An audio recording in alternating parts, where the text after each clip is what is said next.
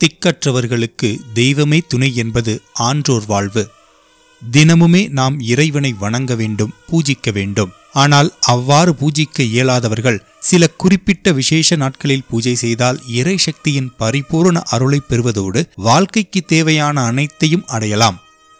அப்படி அன்னை ஆதிசக்தியின் அருளை வாரி வழங்கும் நாட்களே நவராத்திரி தினங்கள். ஒரு ஆண்டில் 4 நவராத்திரிகள் கடைபிடிக்கப்படுகின்றன. வசந்த நவராத்திரி, ஆஷட நவராத்திரி, சாரதா நவராத்திரி, ஷியாமலா நவராத்திரி என்று 4 வகைப்படும். அவற்றில் சாரதா நவராத்திரியே தென் மாநிலங்களில் கொண்டாடப்படும் புரட்டாசி மாத தசரா பண்டிகை. ஆனால் 4 நவராத்திரிகளையும் ஆலயங்களில் விசேஷமாக கொண்டாடுகிறார்கள்.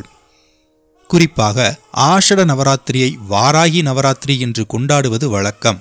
ஆனி மாத அமாவாசையை அடுத்த பிரதமை தினத்தில் தொடங்கி நவமி வரையிலான நாட்களே ஆஷட நவராத்திரி.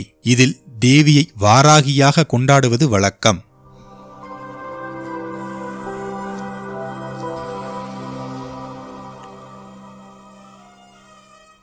எங்குங்காணினும் சக்தியடா என்ற பாரதியின் வரிகள் காட்டுவது பேருண்மை. அன்பாய் ஆற்றலாய் இன்முகத்துடன் ஈடில்லா வரமருளி உலக நாயகியாய் ஊழ்வினை போக்கும் எழில் உருவாய் ஏற்றமுடன் விளங்கி அயம் நீக்கி ஒப்பற்ற ஓங்கார பொருளாய்க் காக்கும் ஔடதம் அவளே. அவளது ஒவ்வொரு உருவும் ஒவ்வொரு பொருளும் அழகு நிறைந்தது. அசுரர்களை அழிக்க ஜெகதாம்பிகை சண்டிகையாக உருவெடுத்த போது அவளது படை தளபதியாக அவதரித்தவர்கள் சப்த மாதாக்கள். அவர்களுள் பயம் நீக்கி ஜெயம் அருள வல்லவளாக அரவணைத்து காக்கும் அன்னையாக உதித்தவள் வாராகி. எப்போதும் அம்பிகையை விட்டு நீங்காமல் அவர் அருகிலேயே இருக்கக்கூடிய இரு சக்திகள் ஷியாமலா என்ற மந்திரினியும் வாராகி என்ற தண்டினியும்தான். இவர்களது அனுமதியை பெற்றே அம்பிகையை தரிசிக்க முடியும் என்கின்றது தேவி பாகவதம். கரும்பு வில்லேந்தி காட்சி தரும் ஸ்ரீ ராஜராஜேஸ்வரி தேவியின் கரங்களில் கரும்பாக திகழ்பவள் ஷியாமலா, புஷ்ப பானங்களாக விளங்குபவள் வாராகி. கிரி சக்கர ரதம் என்ற தேரில் பயணம் செய்பவள். சைத்தன்ய தத்துவத்தை விளக்கும் இந்த சக்தி 5 புலங்களையும் அடக்கி ஆள்பவள். சதாசிவனின் அருளும் சக்தியாக குறிப்பிடப்படும் தண்டினி தேவி நம் எண்ணங்களுக்கு வடிவு தந்து வெற்றி பாதையில் அழைத்துச் செல்வதாக கூறுவர். ஷியாமலா சக்தி மதுரை மீனாட்சியாகவும் வாராகியான தண்டினி சக்தி திருவானைக்காவில் அகிலாண்டேஸ்வரியாக அருள்பாலித்து நம்மையெல்லாம் காத்து வருகின்றார். வாராகியை பன்றிமுகம் கொண்ட சக்தியாக உருவகித்திருப்பதற்கு சூட்சமமான மறைபொருள் உண்டு. நமக்கு எதிரிகளால் ஏற்படக்கூடிய தடைகளில் இருந்து காத்து எந்த ஒரு சூழ்நிலையிலும் கலங்காத உடல் வலிமையையும் மன வலிமையையும் தந்து வெற்றியடையச் செய்யும் பேர் அருட்சக்திதான் வாராகி. துர்க்கையைப் போன்றே வாராகியும் நவ வடிவில் தோன்றக்கூடியவர்.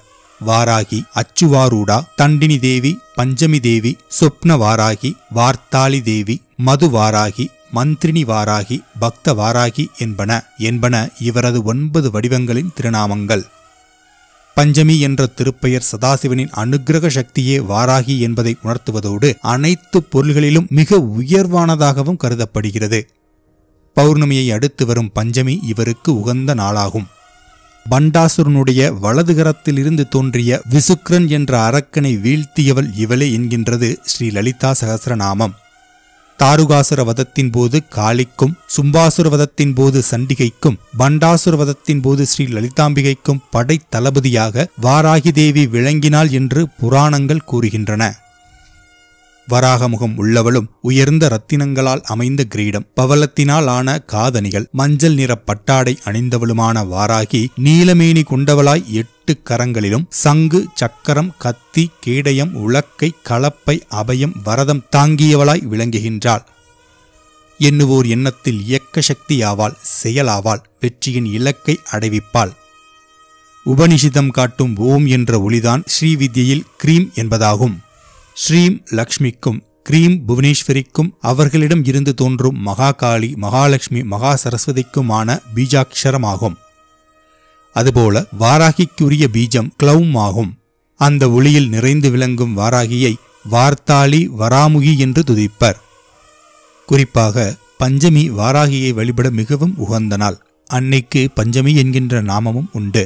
அதனால்தான் ஒவ்வொரு பஞ்சமிக்கும் விசேஷ வழிபாடுகள் செய்வது வழக்கம். அதிலும் ஆஷட நவராத்திரி நாட்களில் வரும் பஞ்சமி மிகவும் சிறப்பானது.